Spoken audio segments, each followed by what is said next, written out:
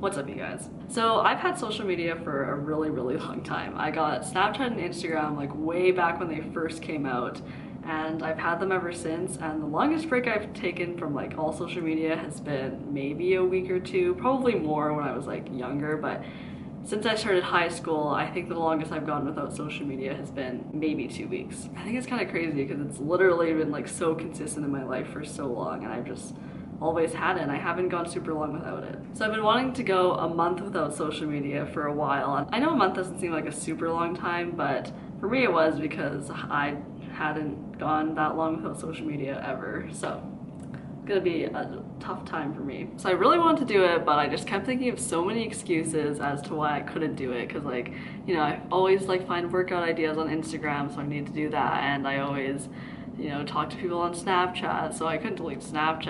I got recipe ideas on YouTube, so didn't want to delete YouTube. But on January 7th, I finally decided to do it because it was the beginning of a new semester, so I figured it would be the perfect time. Here's me the night before. Oh my gosh. I'm allergic to not having social media. Alright, I just deleted all the social media off my phone, and I blocked all of the social media that I use off of my computer. And by the way, I'm not deleting Snapchat, Facebook Messenger, and WhatsApp because I actually use those to talk to people, so I don't want to delete it and not be able to be in group chats and, you know, text people and all that. And also for Snapchat, I won't be like looking at stories or anything. I'm only going to be using it to snap other people. So yeah, I guess other than that, I'm not using any social media for the rest of this month, and I'm scared.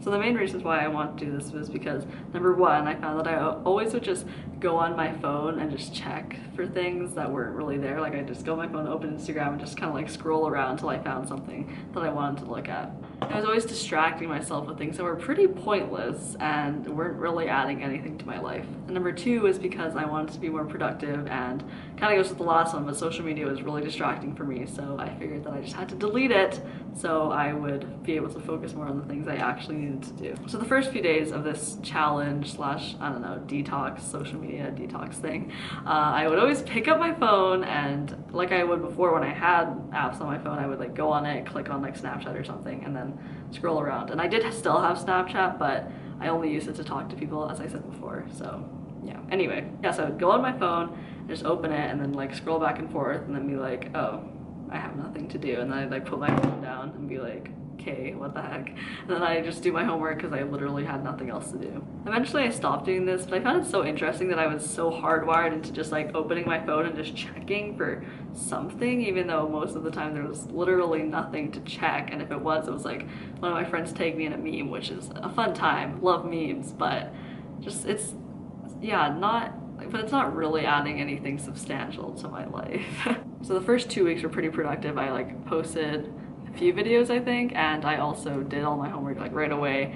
And I did all the practice problems that my teachers gave me and all that because I just didn't really have anything else to do. And I averaged about an hour or so on my phone per day, which I feel like still seems like a lot, but I usually use it to text slash call my friends from back home and my family, and I also use it to text my friends here that are with me in Eng and asking them for help with homework and stuff. And those are the kind of things that I wouldn't just stop doing because I need to like pass my classes and also, you know, keep in contact with my friends, so I wasn't gonna stop that. But it was a lot less because before that I was averaging over 2 hours a day on my phone, and this was during winter break, so I didn't have anything to do really. But I cut my time in half or more than that, so I would say that's some pretty good improvement. Because of that, I was also charging my phone a lot less, so that's something else. So yeah, the first 2 weeks were really good, but after that my productivity kind of like went down a little bit because I started doing things that I wouldn't normally do. Like before I'd be like, oh, I don't have time to like, I don't know, go shopping or something like that because I have to do all this homework that I procrastinated because I was on Instagram. But eventually I was like, oh, I actually do have time, and I was able to do things like, you know, go thrifting or like go shopping if I wanted to, or read books, which I hadn't read books for so long. And I also researched a lot of like current events and also just crime stories because I was listening to podcasts and they would like mention stuff like that, and I'd be like, oh, I'll like go look more into that if it was something I was interested in. And also, speaking of podcasts, I listen to a lot of podcasts. So those things aren't necessarily productive in terms of school, which is where I wanted to be the most productive, but although those things weren't really helping me with school at all, I think it's better for me, or I think it was better for me to, you know, research current events instead of just going on Instagram, because you know, now that I'm an adult or whatever, it's important for me to be updated with news and that stuff. So I'm glad that I did start doing that.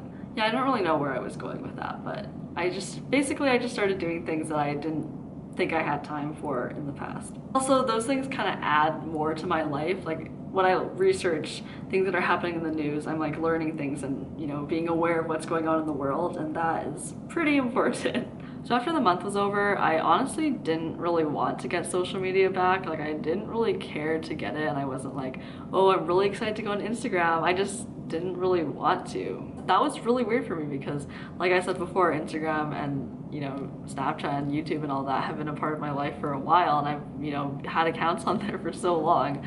So I thought that I would be like super excited to get back into it, but I wasn't at all. So I just didn't get it back. So for like 2 weeks after February 7th, which was the like last day of my break, was when I got social media back. And I started with YouTube.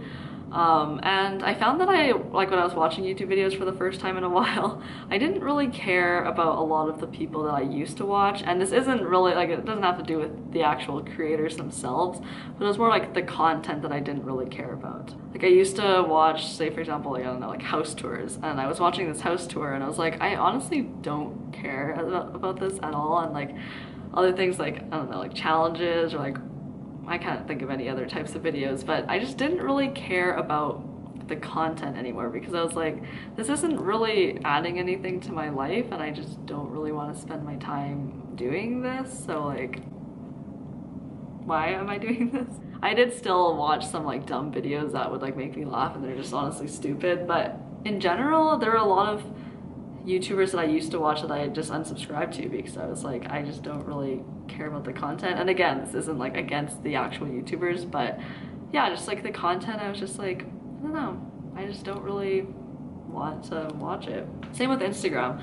When I went back on Instagram, I was like, there's so many random creators or influencers or whatever that I follow that I don't really care about. Like basically I only follow them for like picture inspiration. And I was like, yeah, like why am I following these people if I'm only really following them to see their outfits? Like I don't really need to. Plus me following them for their outfits is making me want to buy more stuff. So might as well just unfollow them. I just want to say this again because I don't want anyone to be offended. I mean, I don't think any of the people that I followed are watching this, but yeah, there's just some people I just was like, this isn't really adding anything to my life. And I don't think that everything has to add stuff to your life. Like, I still like memes, because like, you know, memes. But surrounding myself so much with things that I don't really care about was just, I don't know, just wasn't really good, I feel like, so that's why I unfollowed everyone. But I still love memes, just want to make that clear. And when I first got Instagram, I sent so many to my friends, because I was like, I can't believe there's so many memes that I missed.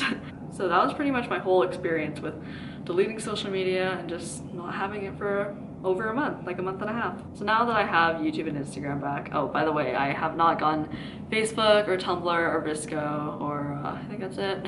I haven't gotten those back because I just don't really care and I don't really want to get them, so I'm just not gonna download them. Anyway, now that I have Instagram and YouTube back, I'm not really going on them as much as I used to, and when I do, I find that I'm leaning more towards like things that are kind of either inspiring me or teaching me things or stuff like that. And I mean, I'm still like, you know, scrolling on meme pages and watching dumb YouTube videos, but I feel like it's good to have a little bit of that in your life. But in general, I'm definitely using those things a lot less, and that was one of my main goals for this whole experience. So I would say that this social media detox was a success. I think that's basically all I wanted to touch on in this video.